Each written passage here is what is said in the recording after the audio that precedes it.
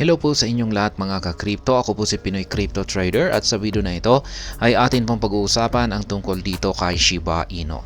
Kung saan ang sabi po rito ay Shibarium integrates with CoinMarketCap and CoinGecko to enhance Shiba Inu project's visibility. Kaya ayan, na-integrate na raw po ang Shibarium dito kay CoinMarketCap at saka kay CoinGecko para magkaroon po ng visibility itong mga projects dito kay Shiba Inu. Ibig pong sabihin ay magkakaroon po siya ng exposure at mas makikilala ng mas maraming mga tao.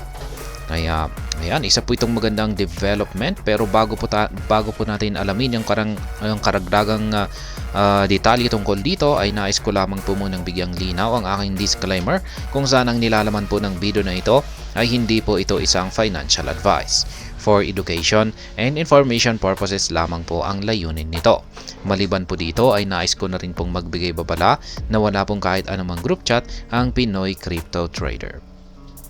Ayan, Shiba Inu's Layer 2 scaling solution, Shibarium has integrated with two prominent crypto platforms, CoinMarketCap or CMC and CoinGecko. Kaya ayan, ang Shibarium, ito po ang Layer 2 scaling solution ng Shiba Inu.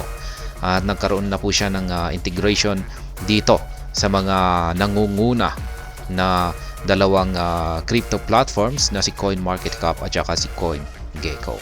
Yan, mga data provider mga data analytic providers po ang mga ito. The news was shared by K9 Finance, a liquid staking and derivatives platform, which recently became the latest partner of the Shibarium ecosystem. We are proud that Shibarium is now on CMC and CoinGecko. Another great stride is being made for Shibarium, which will help the growth of K9. The K9 Finance team remark. Kaya yan, ang naglabas po sa balitang ito ay ang K9 Finance. Isa po siyang liquid staking at saka derivatives platform na kamakailan lamang ay naging kapartner ng Shibarium or ang Shibarium ecosystem.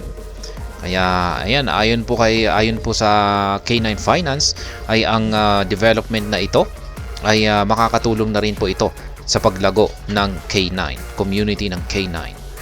K9 Finance stated that the integration with CoinGecko and CoinMarketCap will help put all Shibarium-based projects in the spotlight, including its upcoming native token K9. Kaya yan, yung integration daw po dito ng Shibarium kay CoinGecko at saka kay CoinMarketCap ay dudulot daw po ito ng spotlight.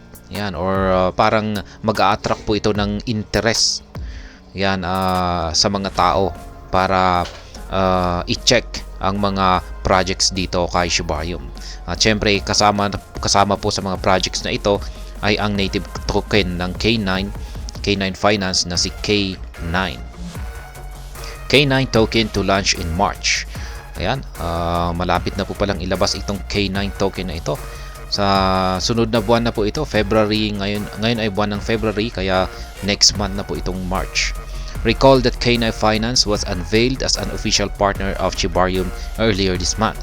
The liquid staking and derivatives platform will launch on Shibarium network soon. Yan, nakontent po natin ito mga ilang araw ang nakakalipas kung saan ay naging ka-partner, official partner po ng Shibarium itong si K9 Finance. At ngayon ay lalabas na po nila yung kanilang token or yung kanilang liquid staking po pala at saka derivatives platform dito sa network ni Shibarium. Upon its launch, users can stake their BONE and receive the KN BONE liquidity token. With the KN BONE token, users can retain the value of their already staked BONE. Interestingly, users can trade and lend the liquidity token, thus maximizing their earnings. Kaya ayan, kapag nailabas na po yung platform na ito ng K9 dito kay Shibarium, ay yung mga users po ay pwede po nilang stake yung kanilang BONE at mapapalitan po ito ng KN BONE. Yan, pero halos pareho na rin ito sa BONE. Yan, yun nga lang at yung BONE na ito ay version po ng K9.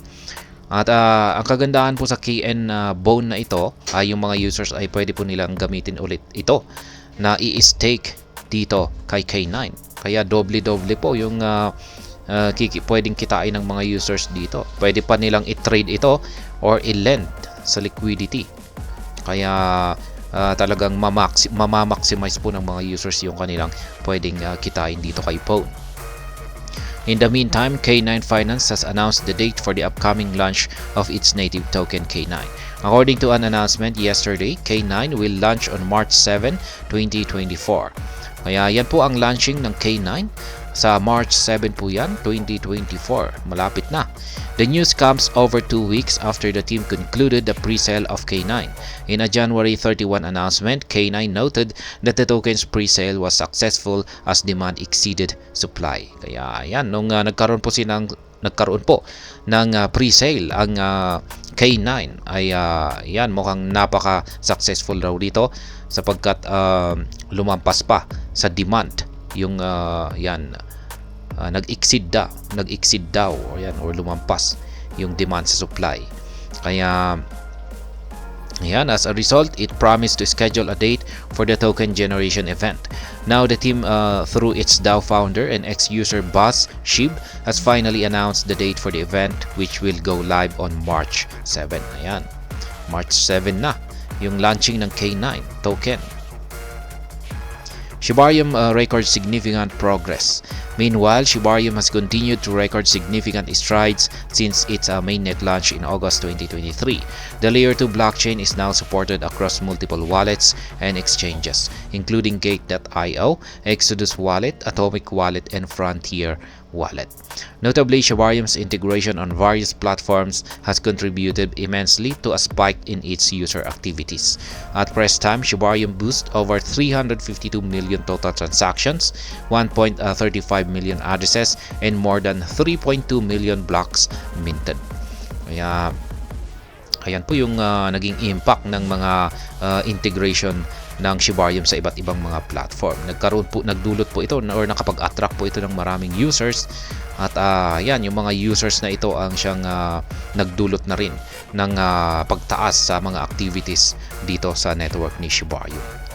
Ayan, lumago po yung kanyang mga total transactions, dumami na rin yung bilang ng mga addresses at maging yung kanyang mga blocks na nami-mint. Kaya yan pong muli, si Shibarium ay na-integrate na po kay CoinMarketCap at saka kay CoinGecko na siyang mas lalong nagbibigay po ng exposure or visibility sa kanyang mga projects. At ayan, hanggang dito na lamang po tayo sa video na ito. Sana po ay inyong nagustuhan ang aking paliwanag dito. Kung inyo po itong nagustuhan ay pakiclick lamang po ang like button nito. Para naman po sa mga bago lamang dito, kayo po ay aking inaanyayahan para mag-subscribe. Pakiclick na rin po ang bell icon nito dahil ito po ang siya magsisilbing notification nito sa mga bago kong videos na akin pong ina-upload sa aking YouTube channel na ito. Marami pong salamat sa panunood, ingat po tayo lagi at God bless po sa ating lahat.